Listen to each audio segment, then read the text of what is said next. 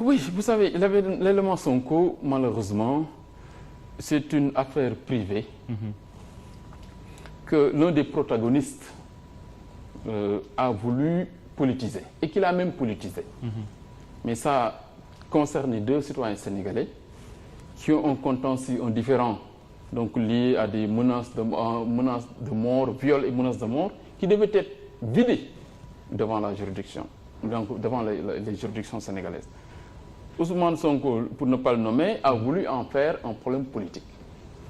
Il a politisé l'affaire jusqu'à, malheureusement, entraîner certains donc dans un contentieux, malheureusement, qui est encore en cours, mais aussi un problème politique qui a abouti à des morts d'hommes. Ouais. Et ça, il faut que Sonko sache que c'est de sa responsabilité. Comment?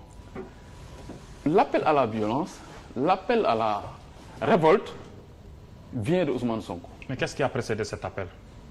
C'est une convocation dûment établie par l'autorité judiciaire suite à une plainte d'une citoyenne sénégalaise.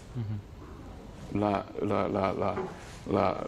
courtoisie, même la responsabilité voudrait que si vous êtes cité dans une affaire devant le juge, devant les tribunaux, vous devez, par respect aux institutions, mais également à votre personne, répondre. Ça n'a pas été le cas. Il en a fait un problème politique, appelant à la révolte, disant même jusqu'au prix de sa vie, il va faire face. Or, nous... Mais les premières victimes ont été dénombrées le jour de son arrestation. Avant cela, il ne se passait rien, peut-être à part quelques manifestations, des blessés, des casses un peu, voilà, pas tellement importantes, mais si on l'avait peut-être laissé aller répondre tranquillement, est-ce qu'on aurait vécu cette situation? Donc aujourd'hui, si vous voulez imputer toute la responsabilité à Ousmane Sonko. Non, écoutez, M. Ndiaye, Sonko n'avait pas l'intention d'aller répondre. Sonko a quitté son domicile vers 9h du matin. Il a emprunté les grandes artères de Dakar et il a voulu aller à l'université pour faire son show. Un citoyen qui est convoqué par la gendarmerie suite à une accusation de viol et de menace de mort sur une citoyenne sénégalaise doit pouvoir se réveiller tôt le matin, prendre son véhicule et aller répondre. Surtout qu'il dit il n'a rien fait. S'il est digne et s'il est à la hauteur donc de ses prétentions politiques, il devait pouvoir répondre sans grabuge. Il a voulu. Mais vous savez, moi j'étais avec le président Idrissa Seck quand il a été convoqué à l'époque, en 2004. Qu'est-ce qu'il a fait? Il a pris son véhicule, avec son avocat, il est allé répondre. Est-ce qu'il allait répondre directement? Oui, il n'a pas fait un long détour? Non, au contraire. Non, non, du tout. Idrissa Seck... Qu'est-ce qui fait qu'il a duré sur le trajet? Habite point E, il a quitté point E, il a emprunté la Cheikh Anta Diop pour aller au centre-ville. Il a mis combien de temps avant d'y arriver? Vous savez. Mais il avait ses militants à ses côtés lui aussi. On l'a accompagné. Et ça, c'est légitime.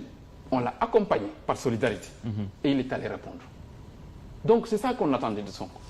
Malheureusement, il n'a pas été à la hauteur. Mais, si Sonko veut diriger ce pays, a des ambitions, des prétentions pour diriger le Sénégal, mais il doit être au moins respectueux des institutions de la République. Sonko doit savoir que le président de la République est une institution. Le président de la République a été élu au premier tour de l'élection de 2019 à hauteur de 58%. C'est le président de tous les Sénégalais. C'est une institution qui doit être respectée.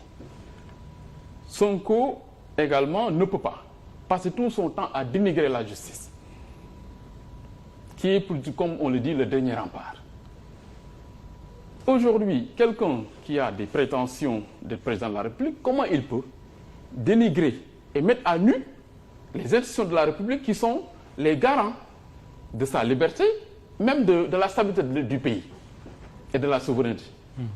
Donc ça, c'est un problème. C'est un problème de personnalité, mais également c'est un problème moral, parce que je ne peux pas le comprendre. Sonko se rebelle contre les institutions. Comment il peut maintenant prétendre bénéficier de la confiance des Sénégalais pour le mettre à la tête du pays? Et j'estime que dans cette affaire, Sonko s'est disqualifié définitivement donc pour l'élection présidentielle. Après la pression